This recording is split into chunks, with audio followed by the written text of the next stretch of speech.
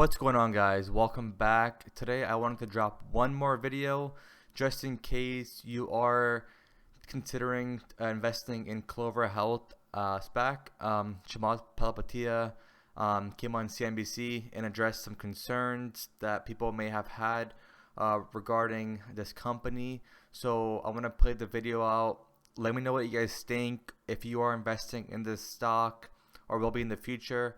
I think that Chamath is a brilliant man. I think that just the way he speaks, the way he carries himself, his knowledge as a whole is just incredible. So I wanted to make sure this video got its attention that it is deserved, because he does a fantastic job of addressing what is to come with this company. So I'll go ahead and play the video and let me know what you guys think in the comment section below. A million questions, and we've now gone through the pros. I want to go through some of the cons and some of the big issues with this company. Let's just call a spade a spade. Right now, this is a money-losing company. It does not make money today, correct? It's still losing money? On a per unit basis, on an operating margin basis, it is almost at break even in profitability. By 2023, we will have overall profitability. Okay, so we still have to wait 4 years, though, or 3 years rather, for profitability. Big issue in terms of being able to compete with the big guys. I'm talking about Humana, United Health.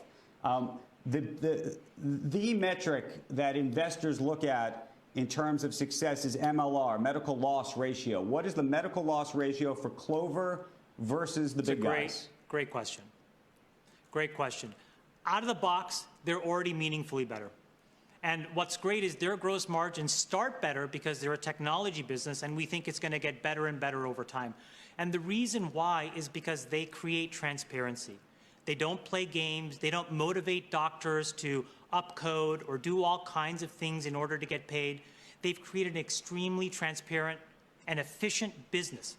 So their gross margins out of the box are better, and we think they're going to continue to only get better relative to the companies like United and Humana.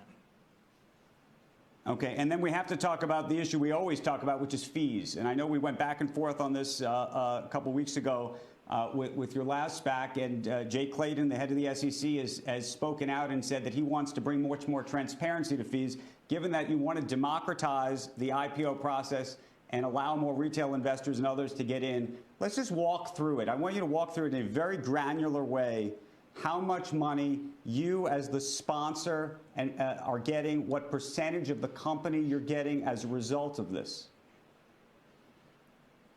So in the case of IPOC, I think we invested $16 million to get it off the ground. Now that the deal has come together, we've invested another $160-odd million in a pipe. The total investment by myself and my partners is about $171 million. The post-money valuation of this business is sort of $5-odd billion, and so we'll own about 5 or 6% of the business. You'll own 5 or 6% of the business, that's it? Yeah. Now, from my perspective, I think that that's a wonderful... Go ahead. Go ahead. No, I just think what I'm just trying to get across is like there's no warrants. There's no warrants or other preferreds that would get you to a higher percentage of the company. Again, this is all on a fully loaded basis. So I want to make sure that you're not confusing fees with investment. Fees, I don't make any, right? And just to remember how a SPAC works, a SPAC is not dissimilar to many other investment products. So for example, if you take a private equity fund or a venture fund or a hedge fund, we all operate very similarly. There is a principal. We raise money from investors. We allocate that capital. Typically, funds take a 2% fee every year. We do not. And all organizations typically take 20% of profits if it works. Incrementally, what we do is we reinvest more money from our own so that we are aligned with the company, the employees, and all shareholders. So just to give you an example, Andrew, across all 3 SPACs so far, IPO A, IPO B, and IPO C, we've invested more than $450 million of our own money. Typically, we are 15% of every single dollar invested.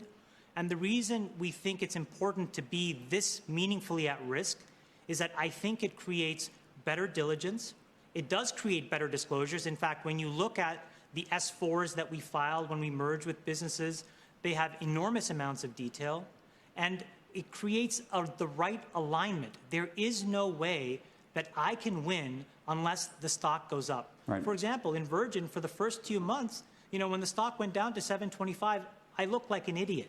Now when the stock is 18, obviously, or 20, everybody can say, wow, great deal. Same thing with Open Door. There is risk in all of these things, but the reality is that I'm putting my own money, and what I'm trying to do is put my reputation forward and say... And you're getting no... But what you just suggested was that you're getting no promote. No, that's not what I'm suggesting. What I'm suggesting is that you have $16 million initially, plus $160 million on the back. Total, I've just told you what we own. So you're saying now that's going up to about $250 million right now, automatically? Yeah, for example, in Open Door, the position that we have invested, so we put, I think, $12 million initially up front, another $155 million. I think that was $169 million we invested total. That's a 2.x on our invested capital. So what I'm trying to tell you, Andrew, is like, this is not some get-rich-quick scheme, at least for me. There are different SPACs where you can take a very different form of compensation. You can put a very little amount of money. You don't have to invest on the back end, and you can have much higher multiples of return. I've chosen to take a different path. And hopefully over time, what people see is there are high-quality businesses, a high-quality sponsor, and we're trying to do a thoughtful job so that when employees take a 2%... All right, guys, man, I mean, Chamath just crushed this guy. I mean, that host was an idiot. But let me know what you guys think below, and if you guys are willing to also eventually invest in this company. Thanks for watching, guys, and I'll see you guys next time.